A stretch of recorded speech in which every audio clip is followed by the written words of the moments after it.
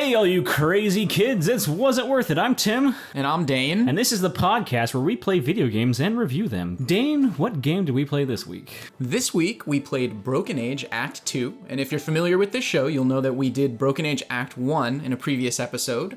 And if you're not familiar with this, they actually originally were gonna just release one full game for Broken Age, but for budgeting reasons in production, they had to split it into Act 1 and Act 2.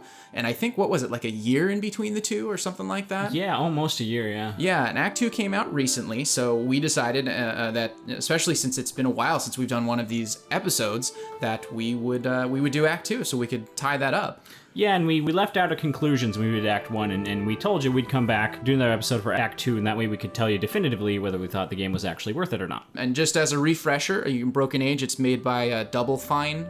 It's Tim Schafer's game development studio. You know, he used to make a lot of the classic point-and-click adventure games for LucasArts. He's kind of a legend, and so this game was a bit of a big deal. It made like $3 million in Kickstarter. Yeah. And it's a point-and-click adventure game on the PC. If you listen to Act 1, you probably heard me say that I was going to hold off on judgment until I played Act 2, but Act 1 had enough potential that they really had to screw up Act 2 for me to say it was not worth it. And I think they did, in my opinion. I think they did make it bad enough that I am going to say that the game is not worth it, unfortunately. The Act 2 for me was a grind. It was a lot longer than Act 1. It had more frustrating. I don't think there were any puzzles in Act 1 that I actually found frustrating. Sure. They weren't that difficult, but none of them were really frustrating. And there were some that were frustrating in Act 2. I don't think staying still and doing nothing should ever be the solution to a puzzle, but that's just me, I guess. So yeah, unfortunately, I didn't enjoy Act 2. I thought Act 1 was okay.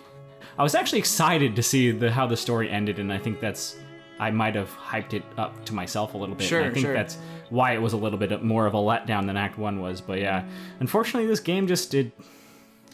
Yeah, I actually kind of feel the same way. Unfortunately, I thought Act 1 was a lot of fun, although the puzzles in Act 1, you mentioned that you didn't really get stuck on any puzzles, and I didn't either, and I think that was something we mentioned in our previous episode. The puzzles were a little too easy sometimes. It was just pretty obvious. You would get a new item, and you kind of just think back to something else, and it was like, oh, this is where that needs to go. I'll just go back there, I'll use this item, I'll progress the story. That's how Act 1 felt most of the time. Act 2 had puzzles that were just so ridiculously complex to the point where it's not like I felt like I wasn't smart enough to figure it out, but it was just some tiny little thing was hidden in the background of some other thing that the other character sees, not even the character that actually is the one doing the puzzle, but you had to make sure to look for that and then go back to the first thing and then, do this intricate little thing, and it was too much. And I have a feeling that maybe there was some criticism in the first act that the puzzles were too simple, so they thought, oh, well, we better dial it up to 14,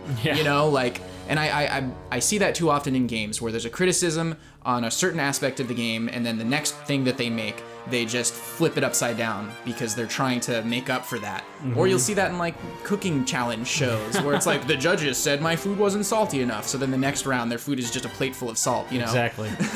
That's kind of how I felt they did with the puzzles in Act 2. Yeah. Some of them were clever, and I was stumped, and then I figured it out, and I was like, okay, that's pretty cool, I see what they were going for, but most of the really hard puzzles were just hard for the sake of being just way too complex. Yeah, and there's one in particular that I'm thinking about, and that would be the knot puzzle, which I'm sure you're familiar with. The one you said where you just have to stand still? The one where you're trying to guide the guy into untying the knot. You remember that one? Oh, the knot, yeah. Like K-N-O-T. Yes, K-N-O-T knot. I had to look that one up. That one, they didn't really push you in the right direction. They were just that. and you basically had to give directions to a guy, but you could only give really strange, vague directions based off of something you had to interpret from a picture that you got drawn from you, and if you did it wrong, you had to go get a new picture drawn, so you had to go back. At least it would jump you back. Did it do it for that one, or am I missing? Some in some cases they did jump you but back, which was you did save some time, but there was a lot of time wasted just backtracking. Which since we're on the subject of backtracking, that's kind of one of the things that I liked about Act 1 was the exploration. You're exploring these weird, quirky worlds, and they're beautifully drawn, and the music exactly. is really good, and the voice acting is really good, so it is compelling, and you want to be there, and you want to experience it. Unfortunately, the second act was you backtracking through those same areas. Yeah, and I mean, it's a little interesting to at least see the other characters' take on those areas. Yes, I agree. Yeah, no, I know what you mean. It was And they did kind of wrap up some of the things that you first encounter. You're just like, what the heck? This doesn't make sense. What's going on here? And then you kind of understand why things are how they are. And it does wrap up some things, but the story just kind of, I don't know. The story didn't make sense to me.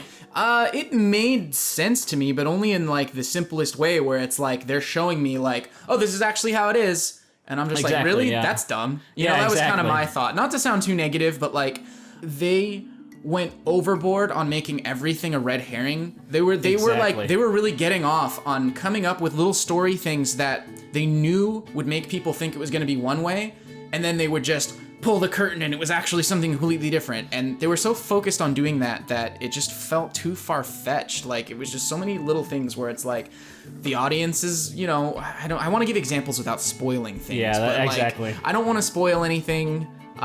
Because I think that it would be worth experiencing it for yourself if you are a fan of point-and-click adventure games. You know, then I'd say it's worth it for point-and-click adventure fans, and maybe not worth it for non-point-and-click adventure fans. But I still don't want to spoil anything. Yeah, and that's why this isn't going to be a long episode, because there's not much to say without spoiling a lot. There's lots of stuff that I'd love to vent about, but again, I just don't want to spoil it for you. But like Dane said, we got to give credit where credit's due, and the audio, especially the audio in this game, was just fantastic. Just like Act 1, they had so many great voice actors, and the music was superb. I still, to this day, listen to the Broken Age soundtrack regularly. Yeah, it's a beautiful soundtrack. It really is. It's really nice to listen to, and it's a visually very, very nice looking game. So it's definitely got all of that going for it. I mean, we mentioned that it got a few million in Kickstarter. I'm sure that's where most of the budget went. Exactly. But it is what it is. It had a lot more potential, and yeah, I think in Act 1 they played it too safe, and like you said, they just, because people criticized them for playing too safe, they just went, you know, off the rails. Yeah, way off the rails in Act 2, and it just didn't work for me. Yeah, I agree. I didn't necessarily think it was worth it for, I think, the $25 price point. But if it ever goes on sale, or if you're just a huge point-and-click adventure puzzle fan, then it's probably worth it for you. Yeah, I'd say it's worth it if you find it on sale or something. Cool. Yeah, well, thanks for listening, and, you know, it's been a while since we've done one of these, and, you know, hopefully we'll get back into the swing eventually. Shark Tank is not dead. We're just on a hiatus of sorts. Yeah, we're all pushing 30 and dealing with dumb life stuff. Yeah, no kidding. So yeah, keep an eye on our YouTube and our website, and you know, maybe PAX, which comes out.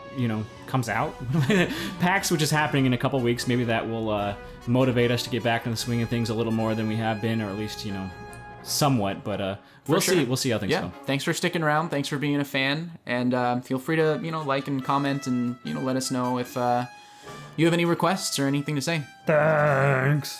Bye.